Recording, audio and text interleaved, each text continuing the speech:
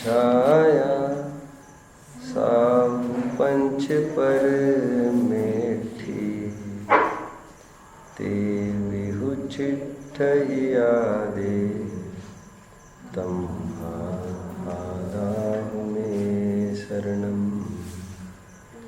सम्मतम सन्नाणम सच्चारितं हि सत्वं चैव चौरो चिट्ठिया दे तं आदाहु मे शरणं यस्य स्वयं स्वभावाप्ति प्रभावे कृत्स्नकर्मणः तस्मै संज्ञानरूपाय नमोस्तु परमात्मने। Leaders are those who are followed by other people. Leaders are not those who follow other people. महापुरुष वे होते हैं जो सबसे पहले आगे बढ़ते हैं। चैरिटी बिगिंस एट होम अपन अक्सर कहते हैं। हम सुधरेंगे युग सुधरेगा। तीर्थंकर का एक भी शिष्य नहीं हुआ करता। तीर्थंकर को मुनि अवस्था की बात चल रही है। जब तक उनके बस की थी वे तो बिल्कुल नहीं बोले थे, लेकिन जब उनके बस की नहीं रही, बाद में खूब बोले हैं, सो वे नहीं बोले हैं, उनसे बुलवाया गया है। तीर्थंकर प्रकृति का ऐसा ही उदय है। बेचारे क्या कर सकते हैं, अनात्मार्थम विनारागे।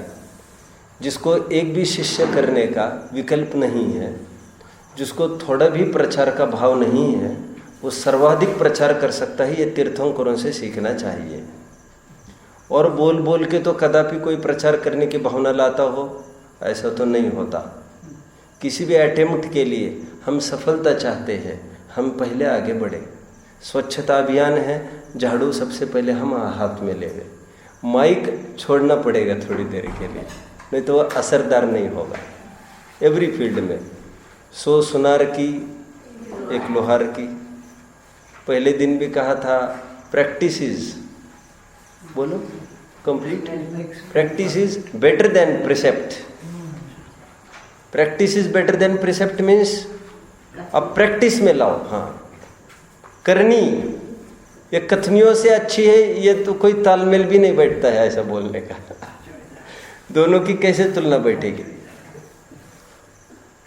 जैसे फॉर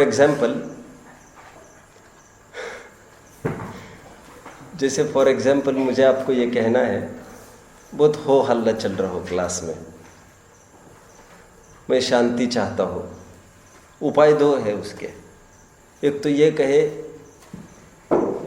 कि शांत रहो भैया, शांत रहो, शांत रहो, शांत रहो, अरे शांत रहो, अरे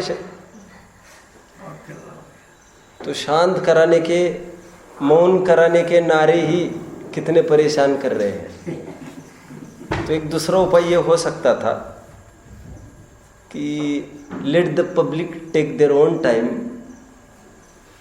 पब्लिक को अपना अपना टाइम लेने दो, अपना कुछ नहीं बिगड़ रहा है, अपन चुपचाप अपना अपना पढ़ते रहो।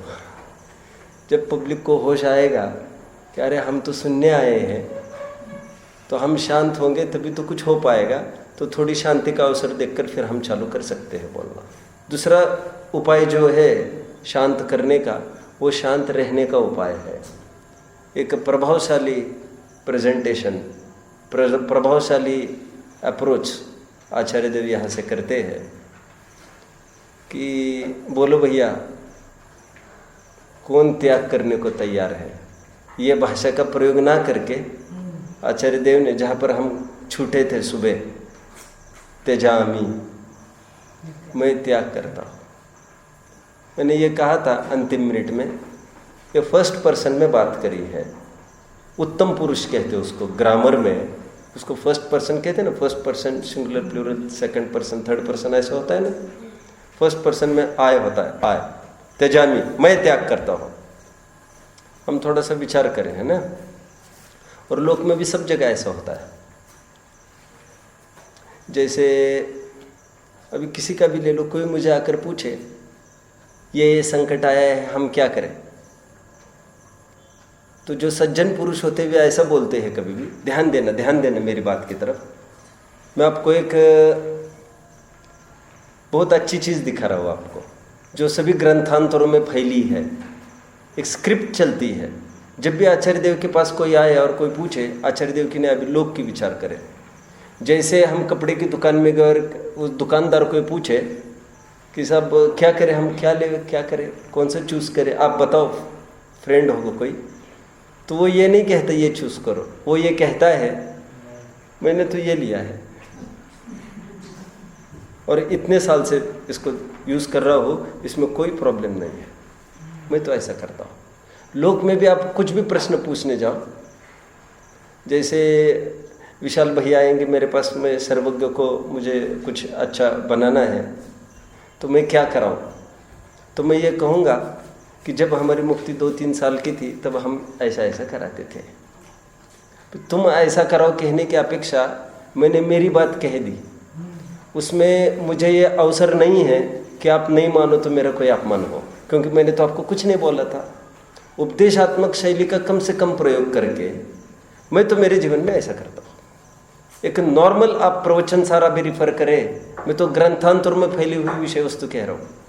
जहाँ तहाँ एक टोन मिलेगी आपको, अलम अलम अथवा प्रलपितेन मतिर व्यवस्थित मम। अब मैं शुद्ध उपयोग की प्राप्ति करता हूँ, तुम्हें जो दिखे सो करो। प्रवचन सार में 2-3 जगह आया, उपदेश देते देते बीच में कलम बंद कर दी उन्होंने, कैप वैप लगाने लग गए और फिर ये कह रहे वे आचार्य देव मेरी मति व्यवस्थित हो गई, अब मैं मेरे शुद्ध उपयोग करता हूँ, तुम्हें जो दिखे सो करो। जो दिखे सो करो मतलब जो दिखेगा तुमको वो तुम भी करो। ये इतनी मस्त टोन है सज्जनों की रीति नीति है। फर्स्ट पर्सन से वे बात करते हैं। कभी कोई बात आएगी वो यही कहेंगे मेरे साथ यदि ऐसा घटित होता तो मैं एकदम बिल्कुल विरोध करता हूँ उस बात का। वो ये नहीं कहते अनुज तुमको विरोध करना चाहिए था इस बात को, तुम्हारे सामने ऐसे बात हुई आगम के विरुद्ध, तुम्हें विरोध करना चाहिए था। ऐसे कहने के अपेक्षा अनुज मेरे सामने होता तो बिल्कुल बर्दाश्त नहीं करता। फिर अनुज भैया भी तुरंत ये कहेंगे नहीं मेरे सामने ये समस्या थी इसलिए मैं कुछ नहीं कर पाया। तो मैंने आपको थोड़ी कहा आपको ये करना चाहिए था, मतलब मेरी भी इज्जत बरकरार रही। जो भी बात करते हैं महान पुरुष, उत्तम पुरुष में बात करते हैं, उन्होंने कोई यहाँ पर अपील नहीं किया है सबको कि भाई आप त्याग करो। तो पहले आहुति भी आप नहीं दे रहे हैं, त्याजामी मैं त्याग करता हूँ। किसका त्याग करता हूँ की बात कर रही है? मैं तो त्याग करता हूँ। किसका त्याग करना? जो अनंत दुखों का समूह है, उसका जो कारण है, ऐसे संयोगों का मैं त्याग करता हूँ। कैसे त्याग करता हूँ? सर्व मनो काय कर्म भी, मन से, वचन से और काय से मैं उसका त्याग करता हूँ। हर प्रकार से ताहि सुनो भवि मन थिरान, ऐसा ऐसे चलता है नहीं, टोन चलता है मन वच काय ते, ऐसा मतलब एक प्रकार से सभी कोटियों से मैं त्याग करता हूँ अपने मान्यता के स्तर पर। ये परमार्थ कायोत्सर्ग की यहाँ पर बात आई है। कायोत्सर्ग समझते हैं ना आप? कायोत्सर्ग, काय के प्रति ममत्व का त्याग। देखो मुझे थोड़ी सी एक बात कहनी है, अभी तुरंत अपन जुड़ेंगे अगले क्षण में।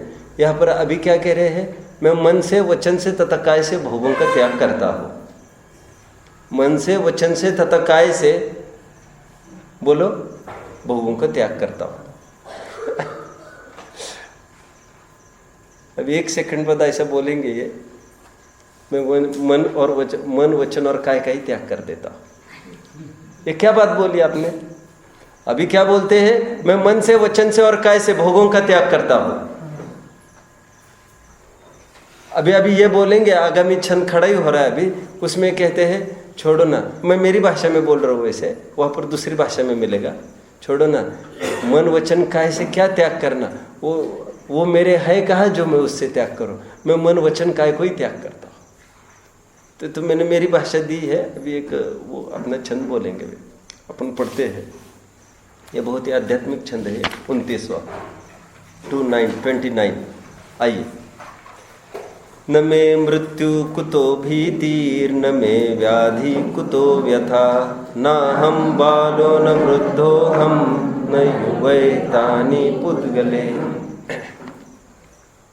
बहुत अच्छा छंद है, इसका शाब्दिक अर्थ पहले देख लेते हैं। ये छंद की गंध, इस छंद की पुट आपको कई ग्रंथों में मिलेगी आध्यात्मिक, और जो पाठ वगैरह पढ़ते रहते हैं हम, आपको उसमें भी मिलता रहेगा ये।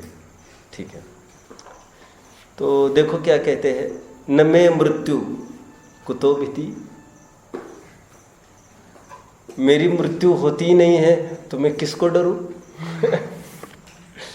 बहुत अच्छे मंत्र है ये सब। अभी क्या बात कर रहे थे, वैसे अपन फिर ट्यून अप हो जाए, उसको ज्वाइन करें अपन पूर्व छंद को क्या कह रहे थे, मैं मन वचन काय से भोगों का त्याग करता हूं। अपील करने वाली बात ये थी कि आचार्य देव तो स्वयं त्याग कर रहे हैं उसका, मैं क्या करूं, मैंने तो त्याग कर दिया। आपको प्रथमानुयोग की थोड़ी घटना पता होगी। प्रद्युम्न कुमार बहुत टाइम के बाद लौट के अपने राजमहल में आए थे। पूर्व बहु का बैर काल संवर नाम का व्यंतर, हाँ तो फिर व्यंतर, अच्छा उसने रक्षा करी थी उनकी। ओके, एक व्यंतर, उसने पूर्व बहु के बैर से, प्रद्युम्न जब छोटे ही थे, अभी जन्मे ही थे समझ लो, उनको उठाकर लेके गए हुए, पता ही नहीं चला। अब ये ढूंढते रह गए और कितनी बार प्राणांत प्रहार किए उस पर, 16-17 बार ऐसा कुछ उल्लेख है। बड़ी शिला रखकर उसको दबा के मारने का प्रयास किया उस बच्चे को। अब सालों हो गए, वो जंगल में ही है, बहुत प्रयास किए, उसकी प्राप्ति नहीं हो सकी कृष्ण को। अभी समझ लो सालों बाद लौट के प्रद्युम्न घर पर आया था, किसी विधि से आ गए। कितने? 16 साल बाद क्या, अभी लौट के आ गया। अब अंतराल में शादी हो गई उसकी, अभी देखो घर पर आया, अभी शादी भी हुई है, और किसी बहाने सब समोशरण का माहौल है, सब नेमिनाथ का राज चल रहा है सब जगह, धड़ाधड़ सब उपदेश सुन कर दीक्षा लेके जा रहे हैं। इनको भी एक विकल्प आया कि संसार कितना आसार है, अपन दीक्षा लेके चले जाए।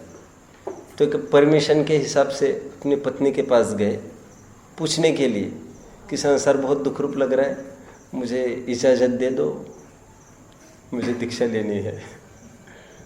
पत्नी ने यह कहा कि जो कोई अच्छी चीज़ होती है उसकी इजाज़त लेने की क्या बात, यह आपके मन की कमजोरी का लक्षण है। आपको जो दिखे सो करो, बोलो फर्स्ट पर्सन में, मैं तो ये जा रही हूँ, आपको जो दिखे सो करो। ये फर्स्ट पर्सन वाले जो लोग होते हैं वे ऐसी बात करते हैं। लेकिन अभी यहाँ पर क्या बात आई, और जो क्या कहा है यहाँ पर, मैं मन से वचन से काय से भोगों का त्याग करता हूँ। मैं और एक बात बीच में थोड़ा और खोलो है, एक थोड़ी भ्रांति को मिटाना है मुझे, एक कंसेप्ट बताना है, समझ लो। हम क्या समझते हैं, एक तरफ क्रोध मान मालोप कषाय है, कषाय नहीं करना चाहिए, हम लोग ऐसा कहते हैं। मैं कुछ भूत उतारूंगा अभी। हम ये समझते हैं कषाय करना ठीक नहीं है, वो ठीक ही समझते हैं, उसमें कोई बात नहीं है। लेकिन मुझे ये कहना है कि भोग भोगने की हमारी प्रवृत्ति है, थोड़ा विचार करो आप। उसको हम कभी गिनते ही नहीं कि इसकी भी गिनती कोई कषाय में होती है। आप सब समझ रहे हैं मेरी बात को। मुझे कहना ये है, 2 स्वर्ग तक के देव है, 100 धर्म ईशान तक के देव है, वे मर के कहाँ तक आ सकते हैं? एक इंद्रिय। अभी सब इसमें विचार करें खूब जोर लगा के कि वे कषाय क्या करते हैं वहाँ पर। हमारी जो धारणा पड़ी है, एक तरफ है भोग वृत्ति और एक तरफ है कषाय। हमने कषाय को जो हीरो बनाया है, हीरो मतलब विलन बनाया है, और भोग वृत्ति को हम कुछ नहीं देखते हैं। तो हम सबको समझने लायक बात यह है कि भोग वृत्ति का फल भी बराबर एक इंद्रिय की पर कहा है। भोग वृत्ति मतलब भी कषाय ही होता है। अब सब समझ रहे हैं। बल्कि नारकियों में भी इतनी कषाय नहीं हुई है। विचारो, सब विचारो इस बात को। नारकियों की कितनी कषाय हो रही है, फिर भी एक जन भी एक इंद्रिय नहीं हुआ है। और ये स्वर्ग के देव, अब लगाओ ताकत और मुझे बताओ ऐसी क्या कषाय करते हैं। पितांतलेशय कही है उनकी, शुभलेश्चय कहिए। मैं एक वेरी इंपॉर्टेंट बात आपको, जिनागम की बात आपके सामने डिस्क्लोज कर रहा हूँ मैं। बहुत इंपॉर्टेंट बात है ये, किसी के कभी ज्ञान में आई हो नहीं आई हो, मुझे ये कहना है, नार की मर के तो पंचेंद्रिय होते हैं और देव मर के एकेंद्रिय होते हैं, दोनों का आमने सामने खड़ा करो आप। तो नारकियों का तो ख्याल में आता है उन्होंने बहुत कसाई करी थी भैया। तो मेरा यह प्रश्न है, इन्होंने क्या किया था जो इसको एकेंद्रिय में आया? इनको पंचेंद्रिय है, ठेठ पंचेंद्रिय नारकियों को, और इनको एकेंद्रिय। कहा पंचेंद्रिय, कहा एकेंद्रिय? मतलब मानना पड़ेगा, मानना यह पड़ेगा, नरक में रहकर भी जैसे परिणाम नहीं किए वैसे परिणाम दूसरे स्वर्ग तक के देव करते, तो ऐसा क्या परिणाम करते? मेरा क्वेश्चन है। कषाय करते होंगे किसी पर? सब विचारो, सब खुले खुले दिमाग से विचारो सब। कोई गुस्सा करते हैं किसी पर, गाली गलौज करते हैं? नहीं करते हैं। अब बाकी की मान माया और लोभ की मैं ज़्यादा कुछ नहीं बोलना चाहता। मुझे तो इतना ही कहना है, ये सब आप एक मत से स्वीकार करेंगे, ये सब भोग प्रवृत्ति है उनकी, वो भी कषाय के बराबर, कषाय से ज़्यादा। उसको पाप बंध का कारण जानकर उनको एक इंद्र का बंध कहा। एक कंसेप्ट की बात हो गई। अभी अपना अपना प्रकरण तो चल ही रहा है। मैं मन से, वचन से और काय से भोगों का त्याग करता हूँ, ये बात आई। अभी तुरंत यहाँ पर फर्स्ट स्पेल में क्या बोला जा रहा है? फर्स्ट स्पेल में क्या बोला जा रहा है? पहले ही स्ट्रोक में क्या? न में मृत्यु, मेरी मृत्यु नहीं होती, मृत्यु नहीं होती। यहाँ से मैंने ये निकाला, मन वचन काय से मैं रहित ही हूँ। अभी क्या बोल रहे हैं वहाँ पर? मैं मन से, वचन से, काय से भोगों का त्याग करता हूँ। और यहाँ पर पहले चरण में क्या बोला जा रहा है? कि मेरी मृत्यु होती ही नहीं है। और जो स्वयं को मन वचन काय वाला मानेगा वो तो मरता ही है, वो तो मरेगा ही। ये समझने की ये बात है। अभी वहां पर मन वचन काय से बोल रहे थे त्याग, जैसे मन वचन काय इनके ही हो, और अब ये बोल रहे हैं मेरा मरण नहीं होता, मरण नहीं होता, इसीलिए फलस्वरूप बोलो, इसलिए मुझे डरने की भी कोई आवश्यकता नहीं है। रात दिन आक्रांत है हम जिस भय को लेकर। अब कहो कुछ भी, कहो कुछ भी। मरण इस शब्द को सुन नहीं सकता याद, और मरण पर ज़्यादा चर्चा भी बर्दाश्त नहीं करता ये। और समाधि मरण पाठ आदि भी कोई बीमार के सामने पढ़ने लग जाए तो घर वालों का बस चले तो उठा के भगा भी देवे में। क्या कर रहे, क्या कर रहे, क्या कर रहे आप? अशुभ कुछ मत करो, ऐसा ही है सब। बहुत लाइव घटना है मेरे सामने की। उन्होंने बंद करके रोक कर भेज दिया, 2 दिन के बाद डेथ हुई घर में। और उन्होंने अलग से बुला कर ये कहा था हमारे घर में किसी को रुचि नहीं है, आप जरूर आना, जरूर आना, लेकिन अब किसी की विरोध को नहीं गिनना, आप जरूर आना, जरूर आना। और हुआ ऐसा ही, समाधि मरण पाठ हुआ, उन्होंने आप नहीं आना, आप नहीं आना माहौल, और 2 दिन में ही चले गए। कैसी कैसी स्थितियाँ होती है। कहाँ पर खड़े हम? मेरी मृत्यु नहीं होती, भय होने का क्या सवाल आया? एक पार्ट हुआ। सेकंड पार्ट, न मे व्याधि कुतो व्यथा, कोई व्याधि मुझ में होती ही नहीं है तो व्यथा, व्यथा मतलब पीड़ा, तो पीड़ा किस बात की होगी? व्याधि मतलब समझ में आता है? कुछ समझ लो, शारीरिक वात पित्त कफ का कुछ इम्बैलेंस हो जाए तो कुछ रोग आ जाए, रोग आ जाए, बस रोग। तो रोग होता ही नहीं मेरे में, तो उस बात को लेकर पीड़ा क्या करना? जहां पर मरण ही नहीं है तो भय किसका करना? और जहां पर कोई शारीरिक रोग की बात ही नहीं है वहां पर पीड़ा दुख किस बात का करना? एक बात, ना रहेगा बास न बजेगी बांसुरी की बात चल रही है यहाँ पर। चीज से ही एकत्व हटा दिया तो अब क्या रहा? आगे आगे आगे की लाइन देखते हैं अपन, पहले इसको खोलते। देखो ये कितना नजदीकी का लाइफ पार्टनर है आपने। देखो लोक में ऐसा होता है, और हर एक चीज़ अटैचमेंट से ही दुख होता है, ये पहला रूल है। जहाँ अटैचमेंट नहीं होगा वहाँ पर दुख नहीं होगा, ये पक्का रूल है। देखो अपने एग्जाम्पल के लिए ले लो थोड़ा सा, कुछ फैमिली मेम्बर्स ले लो आपने, ऐसा ले लो अपन कि संपत्ति है, हम कितना प्रेम करते हैं संपत्ति से? खूब प्रेम करते हैं, ठीक है। तो संपत्ति जाने का दुख है कि नहीं हम सबको? सबको है, सबको है। क्यों है? क्योंकि अटैचमेंट है उसके साथ। बराबर ना, अटैचमेंट है तो दुख है अपने को। मैं हमेशा एक प्रश्न पूछता आ रहा हूँ कि अनुज ये चला जाएगा तो दुख होगा कि नहीं होगा? उसको होगा जिसको अटैचमेंट है। ध्यान रखना, जिसका है उसको दुख होगा, ऐसा नहीं हुआ करता, ऐसा नहीं हुआ करता। जिसको अटैचमेंट है उसको दुख होता है, रूल ये है। ये तो मोटे मोटे तौर पर जो ओनर है उसको अटैचमेंट हुआ करता है, मोटे मोटे तौर पर, इसलिए ये बोला जाता है जिसको है, जिसकी वस्तु है उसी को दुख होगा। आप नहीं समझ रहे हैं, मैं और फोकस करता हूँ। मैं ये कह रहा हूँ, आर्जव एक पेंसिल स्कूल में भूल के आए, ओके, आर्जव को कोई दुख है उसका? नहीं है। अनुज को बराबर दुख है उसका, क्योंकि अनुज का अटैचमेंट है। बेटा पेंसिल कहाँ गई? मुझे फिर ये कहना है, जिसकी वस्तु जाती है उसको दुख होता है, ये नहीं कहना मुझे। और परमार्थ से उसकी वस्तु है भी नहीं, जिसका अटैचमेंट है वस्तु उसी की कही जाती है। अध्यात्म में तो ऐसा ही रूल है। आप सब समझ रहे हैं मेरी बात को? या तो आप ऐसा कहिए जिसकी वस्तु जाती है उसको दुख होता है, ये जरूरी नहीं है। वस्तु हो किसी के पास, अटैचमेंट किसी और को हो, तो जिसका अटैचमेंट हो दुख उसको होता है। हमने सफेद कपड़े हमने पहना है बच्चों को, वो एंजॉय कर रहा है, धूल मिट्टी उसका अपना, वो क्यों खेलना छोड़ेगा? उसको डांट फटकर उसकी माँ करती है, परेशान उसकी माँ है। अच्छा, बच्चे को ना ग्लानी है, ग्लानी माँ को ही है कि इसको देखेंगे तो मेरी नाक कटेगी, और कटती भी है। खैर, तुम तुम्हारे बच्चे का ध्यान नहीं रख सकते कि ऐसा दुनिया बोलती है। मुझे क्या कहना है, बच्चों को तो कोई दिक्कत नहीं है ना उसकी, उसको तो कपड़े पहनाओ नहीं पहनाओ, गंदे पहनाओ कैसे पहनाओ, सफेद है काले है गोरे, उसको तो कोई मतलब नहीं है। एक निष्कर्ष पर पहुंच रहे अपन। कौन से निष्कर्ष पर पहुंच रहे? बोलो। जिसका अटैचमेंट है उसको दुख होता है।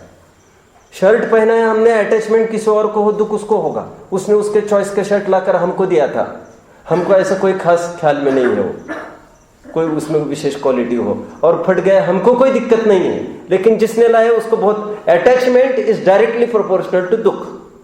अपन एक कुछ फॉर्मूला क्रिएट करेंगे अपन, आप मुझे साथ दो, अपन साथ साथ चलेंगे। वैसे एक मैंने कोई बात खड़ी करी है, मैं ये कह रहा हूँ, संपत्ति, हमसे संपत्ति। आप कभी पैसे तो लेके जाते होंगे कभी स्कूल में?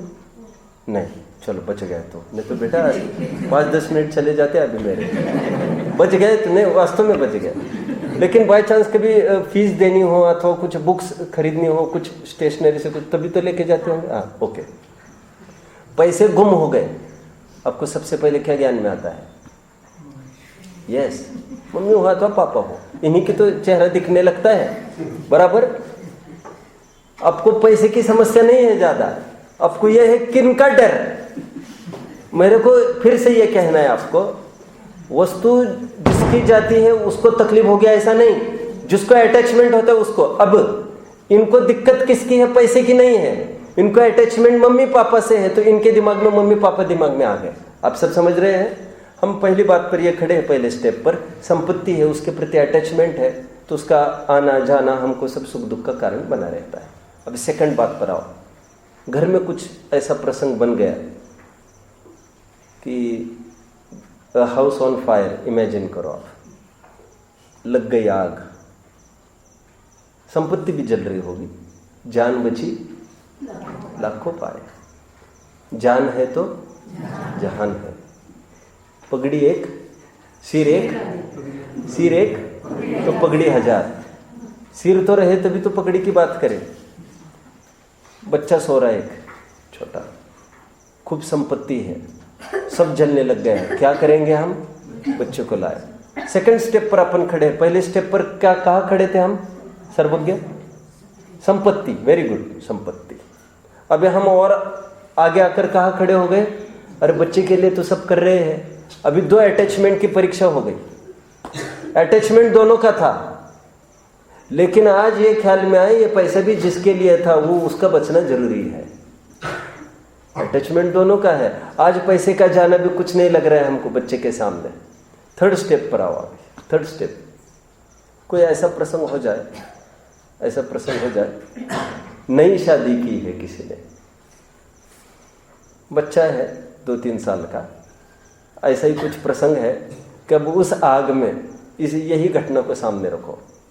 एक तरफ पत्नी है, एक तरफ बच्चा है, और एक ही को बचाया जा सकता है। वो क्या करेगा? न चाहते हुए भी वो तो चाह रहा है दोनों को बचाए, क्या करेगा? थर्ड स्टेप पर अपन आकर खड़े हैं, थर्ड स्टेप पर आकर खड़े हैं अपन। पहले संपत्ति से ग्रेटर कौन लगा? बच्चा। लेकिन अब फिर प्रश्न है मेरा, एक बच्चा है और बच्चे की माँ है, 2-3 साल का बच्चा लिया बुद्धिपूर्वक, क्योंकि अभी पूरी पॉसिबिलिटी है कि और प्रजनन संभव है। अब अदरवाइज नहीं लेवे, मुझे तो कुछ वैल्यू बताना है। वैल्यू मतलब ये हम सबको वैल्यूएबल कहते समय ये हीन अधिकपना हमारे दिमाग में बैठा है। तो हम ये विचार करते हैं कि चलो अभी बच्चा बचेगा भी, मान के चलो, उसका पालन पोषण कैसे होगा, आप विचार करो ना थोड़ा सा। तो अपन ये विचार करते हैं, चलो न चाहते हुए वो कोई बहुत अच्छी बात नहीं है, लेकिन कहीं ना कहीं you will have to decide, एक डिसीजन पर आना है फटाफट, नहीं तो दोनों चले जाएंगे। न चाहते हुए भी फिर आप ऑप्ट करेंगे, चलो पत्नी आ गई, ठीक है आ गई। थोड़ी याद भी आती रहेगी 2-5 महीने बच्चे की, वो कोई खास बात नहीं है, जाते हुए समय में सब मिट जाता है, सब मिट जाता है। ठीक है, किसी का शौक रहा नहीं है आज तक, किसी का कुछ रहा नहीं है। जो अच्छे मरने के लिए तैयार थे आज वे नाम तक नहीं लेते, सब बात खत्म हो जाती है, वो बात आई गई हो जाती है। Passage of time is the best solution. क्या कहा मैंने? Passage of time is the best medicine, best solution for all sorts of sorrows in life. जब भी कोई दुख आता है तो उसके लिए प्रधान औषधि, उसको बहुत अच्छे से कहो, धैर्य ही आलंबन है। की पेशेंस, पेशेंस पेज। सुना है आप लोगों ने? Patience page, not in terms of money. तो धैर्य है वो बहुत कीमत लाएगा आगे।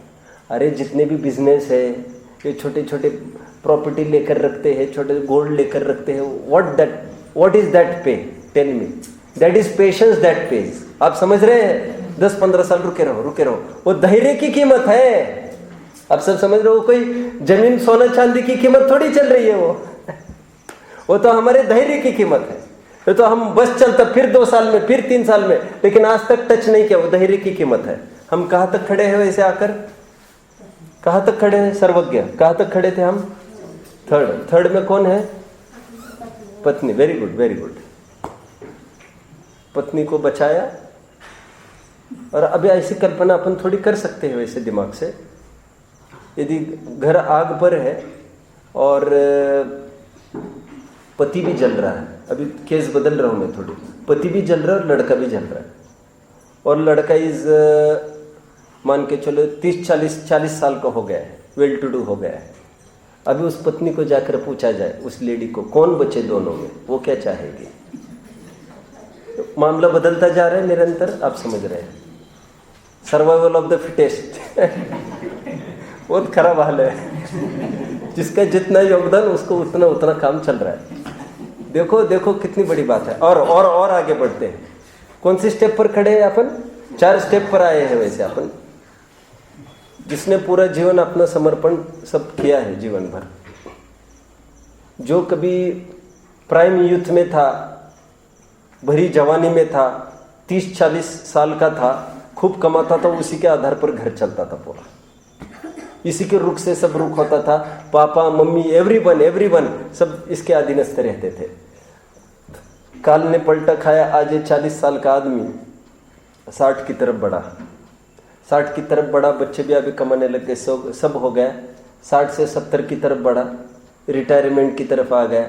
इसीलिए तो कोई जल्दी रिटायर नहीं होना चाहता, क्योंकि रिटायरमेंट मतलब वो यूजलेस होने की तरफ है। यूजलेस मतलब बात यूजलेस हाथ पैर की नहीं है, रिस्पेक्ट भी जाने लगता है। कैसे बताए? हम नहीं अवॉइड कर सकते, हम अवॉइड नहीं कर सकते। This is the rule of nature.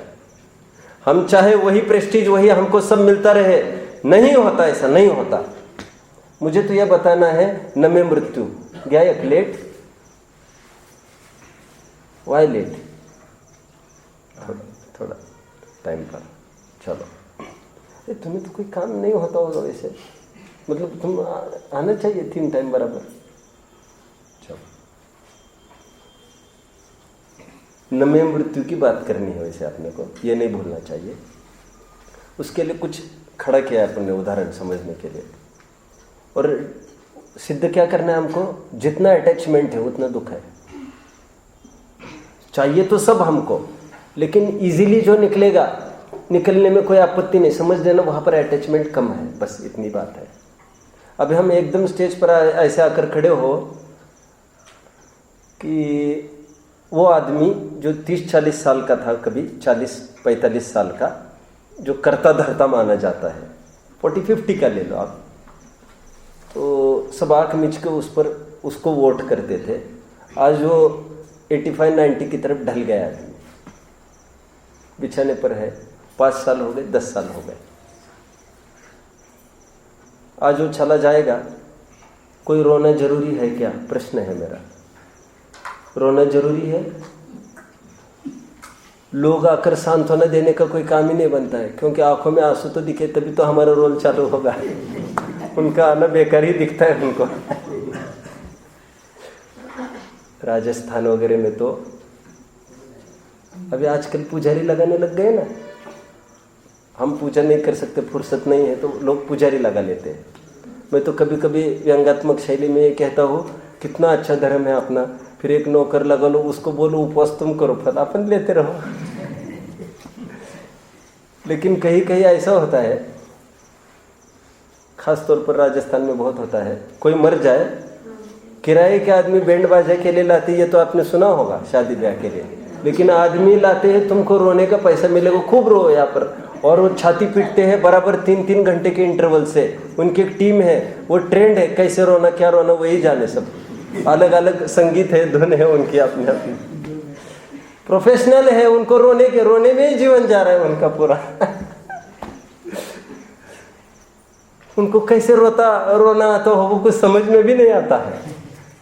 भाई अटैचमेंट से होता है ना रोना, लेकिन एक प्रोफेशनल है, आपको रोना है तो बराबर आते हैं, बकायदा सब रोना धोना चलता रहता है, और रो सब, और पैसा चाहिए, हाँ ठीक है रो। मैं वैसे कहाँ पर खड़ा हूँ, मैं खड़ा हूँ 90 साल का कोई हुआ, 90 अपन, और जितना टाइम खींचोगे, जितना टाइम बढ़ाओगे, वो सीधा नौकरों के हवाले चला जाएगा आदमी, न चाहते हुए भी। वो अभी कोई घर वाले थोड़ी संभालेंगे फिर उसको। जितना उसका बढ़ेगा पीरियड, आपका स्थिति जितनी बढ़ेगी कर्णन योग की भाषा में, तब तक आपकी उपेक्षा उतनी चालू हो जाएगी। देखो एक टाइम ये आएगा, आज खटिए पर लेटे हैं ये, जिस दिन खटिए पर लेटे थे उस दिन तो कुछ लगा था, 10-5 डॉक्टरों को भी याद किया था।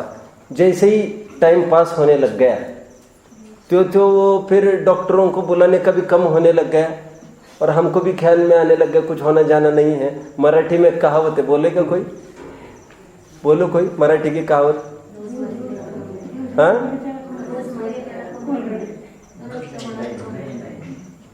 सब फेल। रोजचं मड त्याला कोण रड। आता कसं वाटलं?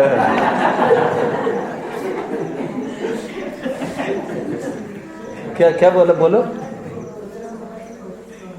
रोजचं मड क्या बोल रही है? देखो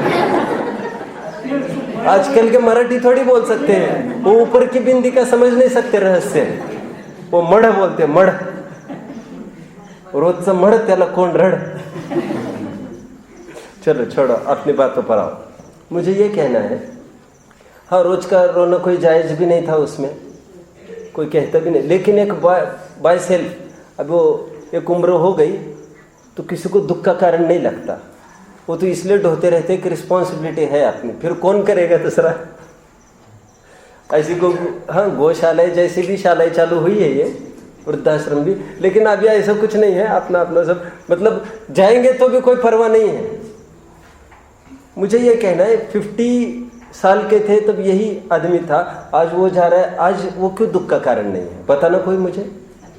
अटैचमेंट टूटता जा रहा है।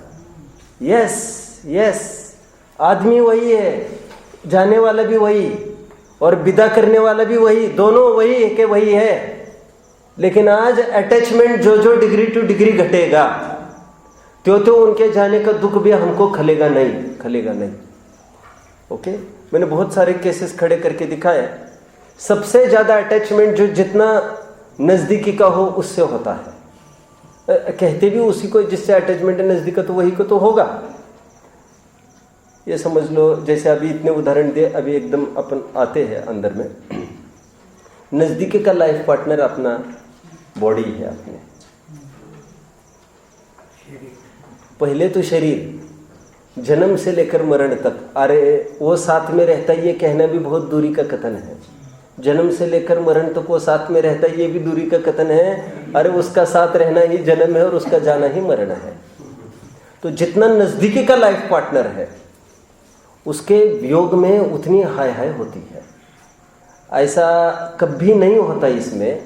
उन दादाजी के प्रति जो 90 साल में गुजर गए, हमने तो अटैचमेंट कम किया धीरे धीरे देखकर कि अभी कुछ नहीं हो सकता। लेकिन बहुत मुश्किल है जाते जाते भी हमारा अटैचमेंट इस देह में से घटे। और जैन दर्शन क्यों, समस्त जितने भी दर्शन दर्शनांतर भी है, अध्यात्म के नाम पर उन्होंने एक ही बात निरंतर कहने का प्रयास किया है, देह में से ममत्व बुद्धि छोड़ना। आप तो जानते हैं गीता का प्रारंभ इसी से हुआ है। वासासी जीर्णानि यथा विहाय, जिस प्रकार एक जीर्ण वस्त्र को त्याग कर नया वस्त्र अंगीकार करता है, उसी प्रकार कोई जीर्ण शरीर को धारण करके नया शरीर अंगीकार करता है। सेम स्क्रिप्ट आपको हब धर्म में मिलेगी। अध्यात्म मतलब सबका मोटा मोटा ये कहना है जीव और शरीर अलग अलग है, ठीक है। और पूरा इसमें जोर लगाना है जीवन भर जितना बनेगा, जो जितना संस्कार करेगा वही संस्कार कार्यकारी होगा आगे जाकर, तो उसका भी माइंड मेकअप होने लगता है। देन आप सब समझ रहे हैं, जैसे वहां पर माइंड मेकअप हो गया था। कहां पर? At the age of 90 mind makeup, quite before धीरे धीरे माइंड मेकअप होने लग गया था। उसी प्रकार जो भेद विज्ञानी है उसका माइंड मेकअप होने लगता है कि ये मैं नहीं हूं, ये मैं नहीं हूं। और खास तौर पर जैसे बुढ़ापा आता है, जरसी रुजायाम च निष्प्रतिकारे लिया ना, तो संलेखना के लिए फिर वो तैयार हो जाता है, क्योंकि उसका भी माइंड अभी सेट कर देता है वो। ये ध्यान रखना, समाधि के काल में अभी बहुत चला ना अपना 2-3 साल पहले को, तो बहुत तकलीफ हुई थी संलेखना को लेकर। तो फिर संलेखना जब चाहे नहीं कर सकता वो। संलेखना के लिए पहले सभी विकल्प आजमाना जरूरी है आपका। अनटिल एंड अनलेस आप हर प्रकार से अप्रोच नहीं करे बचाने को शरीर को, तो फिर वो संलेखना नहीं नाम पाती है, और डेफिनेटली आत्महत्या है। फिर डेफिनेटली आत्महत्या है। इसलिए लिया है, या तो बुढ़ापा हो जरसी, या तो ऐसा रोग हो जिसका प्रतिकार नहीं हो सकता, ठीक है। जरसी रुजायाम च निष्प्रतिकारे, ऐसा मूल शब्द डाला। प्रतिकार नहीं हो सकता मतलब पहले आजमाए खूब अनेक दवाइयां कर करके, उसके बिना संलेखना नहीं ले सकता अनुज। पहले आजमाओ, पहले ये करो, भस्मक व्याधि हुई जाओ, पहले भटको यहाँ भटको वहाँ, बौद्धों के आश्रम में जाओ, नहीं बन रहे जाओ काशी में जाओ, नहीं बन रहे अब वहाँ पर जाओ, नहीं बन रहा वहाँ पर जाओ, खूब खाओ, रोजाना क्विंटलों में खाओ। समद भद्र स्वामी, अभी नहीं, अभी इलाज हो सकता है तो पहले इलाज कराने की बात है। उसके बिना संलेखना का कोई विधि विधान जैनिज्म में नहीं हुआ करता। इसलिए डेफिनेटली जैनिज्म आत्महत्या नहीं है, वो तो कुछ नहीं बना। मैंने बहुत अच्छा तर्क दिया था, पवन जी का तो यहाँ तक भावना बनी थी, आप तो एक कलेक्शन पूरा दो, मैं पूरा मेरे इसमें छापूंगा उनकी पत्रिका में। और मुझे भी कभी भाव बना था ये सब कोर्ट में आगे जाना चाहिए ये सब। अब मेरे पास होगा कहीं पड़ा वाला, तो उसमें स्ट्रॉन्गर एक मुद्दा मैंने ये रखा था। देखो, जिनका ये कहना है समाधि अनुचित है, आत्मघात है, मेरा ये कहना है बहुत बार ऐसी केसेस होती है, बहुत बार क्या आए दिन डॉक्टरों के सामने है, डॉक्टर कहते हैं आई एम सॉरी। तो तुम आई एम सॉरी कैसे बोले? फिर तुम करते रहो। जब तुम थक गए एक पर्टिकुलर लिमिट के बाद, जब तुम्हारा थकना जायज है, तुम्हारी दवाएं असर नहीं हो रही है, तो हमको भी ख्याल में आ गया कि भोजन का भी अभी कुछ असर नहीं हो रहा है, हमारे भी थकना जायज है कि नहीं? कहीं ना कहीं तुम्हारा थकना जायज है तो हमारा क्यों नहीं? तो थकान मतलब हमारी ये है, अब गिव अप, अभी शरीर के प्रति कोई विकल्प नहीं रखेंगे हम, बस फिनिश। जैसे डॉक्टर ने कहा घर पर लेके जाओ अभी इसको, अब इसका हम कुछ नहीं कर सकते हैं, उसी प्रकार वो स्वयं ये सोचता है कि मैं अभी इसका कुछ नहीं करूँगा। उसको बिल्कुल पड़ोसीवत जानता है, फेयरवेल ग्रीट करने के लिए वो तटस्थ खड़ा है। अभी आप समझ रहे हैं, वहाँ पर ये लिखा है तनु विमोचन संलेखना माहू, ऐसा ऐसा शब्द पढ़ा है। क्या पढ़ा है? संलेखना का किसी का है ज्ञान में? क्या है छंद? उपसर्गे दुर्भिक्षे जरसी रुजायाम च निष्प्रतिकारे, आगे धर्मायतन तनु विमोचन संलेखना क्या है ना? तनु विमोचन के लिए क्या क्या मूल बात क्या कह रही है? तनु विमोचन मतलब, विमोचन समझते हैं आप? विमोचन इज टू ओपन, खोलना, विमोचन करते ना। तो तनु विमोचन के लिए और धर्म की प्राप्ति के लिए वो तटस्थ तैयार होता है। अभी एक पर्टिकुलर स्टेज आती है जहां पर अभी उसको कोई विकल्प नहीं होता। अरे लोक में भी देखते हैं, बहुत दवाई हो गई तो कहते बस हो गया, अब थक गए, अब कुछ नहीं करना, जो है सो है। तो माइंड मेकअप होने लगता है, मेकअप, बस संलेखना की वो स्थिति है, एक पर्टिकुलर स्थिति आ गई तो माइंड मेकअप होने लगता है। अभी की बात है। वैसे हमारे में बहुत एक निकटवर्ती कोई गुजर गए, घर पर खबर आई, हमारे मुक्ति को जैसे ही ये बोला, देखो देखो दिस इज आवर अचीवमेंट। बच्चों को ज्ञान की प्राप्ति होना ये माता पिताओं का अचीवमेंट है। जैसे ही मुक्ति को बताया कि भाई वे नज़दीक के थे, वे गुजर गए हैं और नींद में ही चले गए, सुबह उठ के देखा ही वॉज नो मोर। तो मुक्ति तुरंत सेकंड स्पेल में बोली, मरने के पहले कितना अच्छा होता है, आधा घंटा पहले तो पता चलता। आज दुनिया किस दलदल में पड़ी है, बहुत अच्छा मरण, बहुत अच्छा मरण, बेहोशी में मरते हैं, नींद में मरते हैं, वो तो मरे में ही मरे हैं। उनको थोड़ी भी आहट नहीं लग पाई। देखो वीर मरण जिसको कहते हैं, उद्भट वीर जैसा सामने खड़े रहकर इसका फेयरवेल कराना, उसका आनंद उनको नहीं मिला।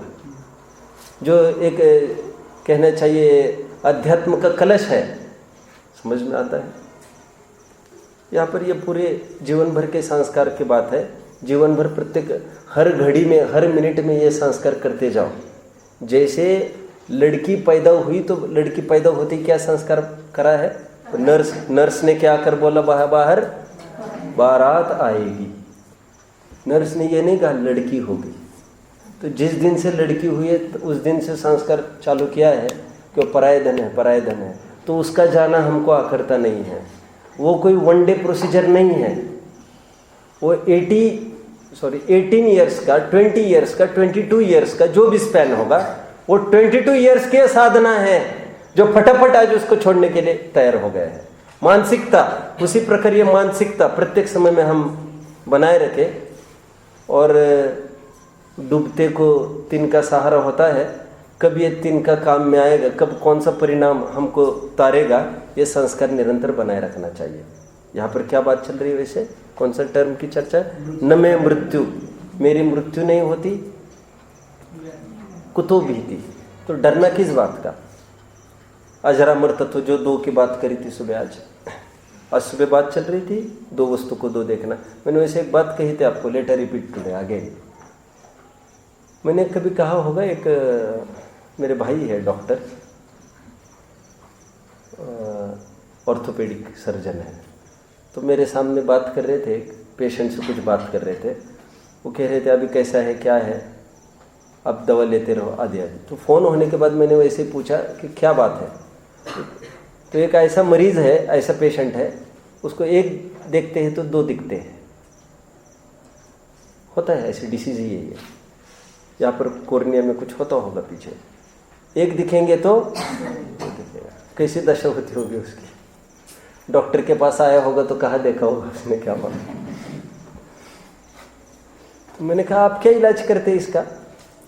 तो कह रही इलाज है इसका, हो जाता है नील, 6 महीने की दवा है, हो जाता है।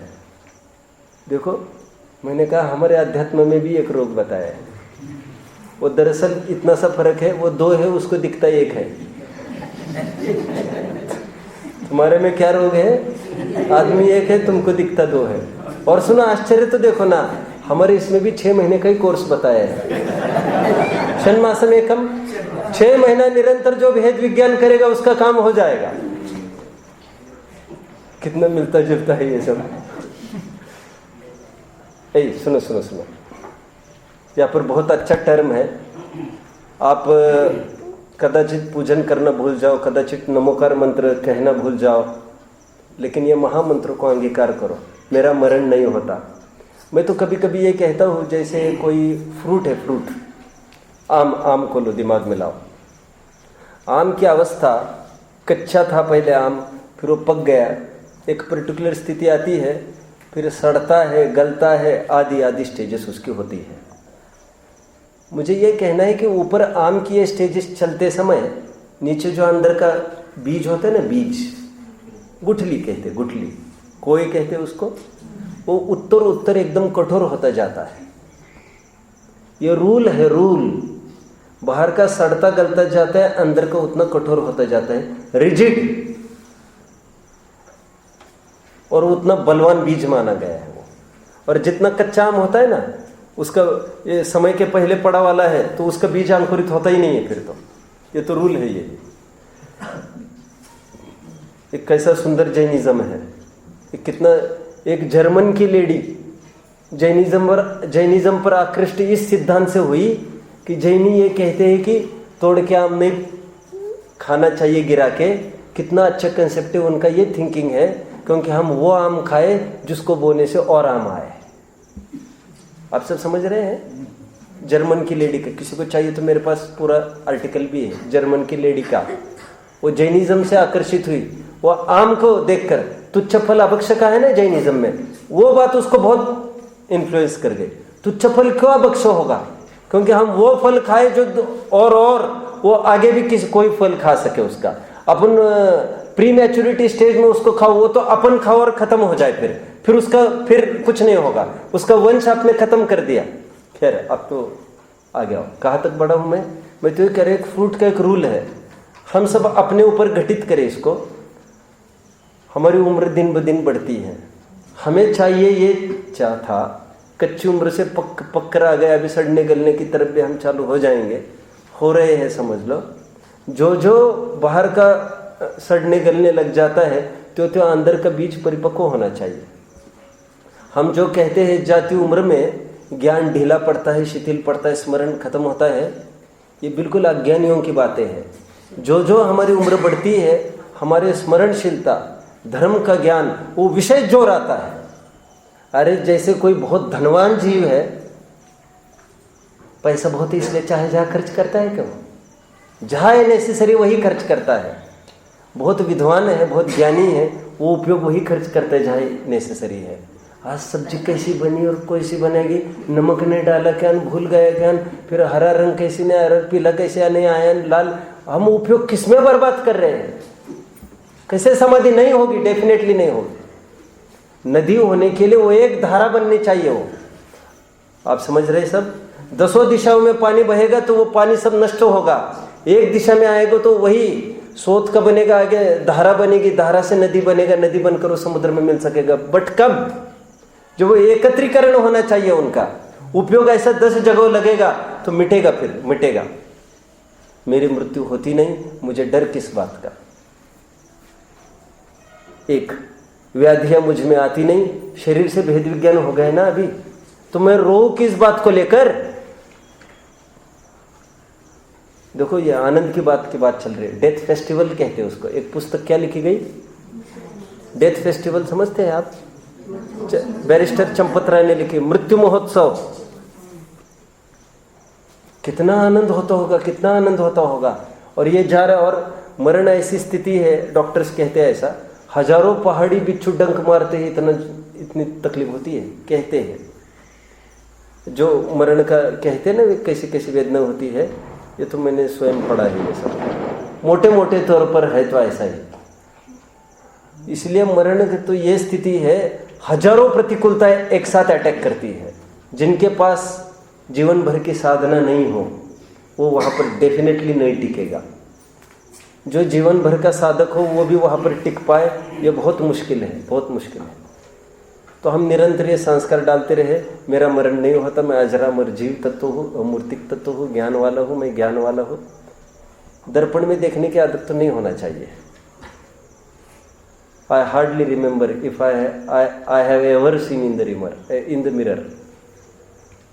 महात्मा गांधी जी, मुझे मुश्किल से ही याद आ रहा है, मैं कभी दर्पण में भी देखा होगा। किसको फुर्सत और क्या देखेंगे उसमें? हमारा मोह मिथ्या तो बढ़ेगा इसमें। ठीक है, आगे एक बात कह रहे हैं, उसका भी कल ही देखा जाएगा। ना हम बालो न वृद्धो हम न युवैतानि पुद्गले, है ना। शरीर में एकत्व की सपोज की स्थापना करी, शरीर का जन्म हमारा जन्म, बर्थडेज वगैरह बिल्कुल ना मनाना चाहिए, ना विश करना चाहिए। फालतू बातों में मेरा समय मत बर्बाद करो आप लोग। ये गृहित मिथ्यात्व को मत उपार्जित करो नया। बर्थडेज और फिर बालक, वृद्ध, युवा, क्रम भंग हो गए। खैर, तो ये सब अवस्था, ऊपर मरण का ले लिया, तो जन्म से लेकर मरण तक की सभी स्टेजेस। जब शरीर मैं नहीं हूँ तो शरीर की कौन सी अवस्था से मेरी अवस्था निश्चित होगी। और अपन ने देखा ना अभी आम को, वो कितना बाहर सड़ता गलता गया। वो बीज को देखो ना खोल के, आप बीज का क्या बिगड़ा है, आप समझ रहे हैं? उसका तो परिपक्व होता जा रहा है ना, वो तो रिजिड है, उसको कुछ नहीं हो सकता। हमारी शुद्धात्मा है, अभी रिजिड की बात कैसे लगाएंगे? हमारे भेद विज्ञान से निरंतर पुष्ट करो। मैं हमेशा एक बात कहता हूँ, जिन्होंने संयोगों में बहुत एकत्व किया है, अथवा ऐसा कहो वियोगों में दुख उन्हीं को होता है जिन्होंने संयोगों में खूब अपनत्व किया है, अन्यथा वियोगों में उनको दुख होता ही नहीं है। वो जो दुख हुआ है वो आज का नहीं है, वो आज तक की हुई विराधना का फल मिला है उसको। ठीक है, देखते हैं। ओम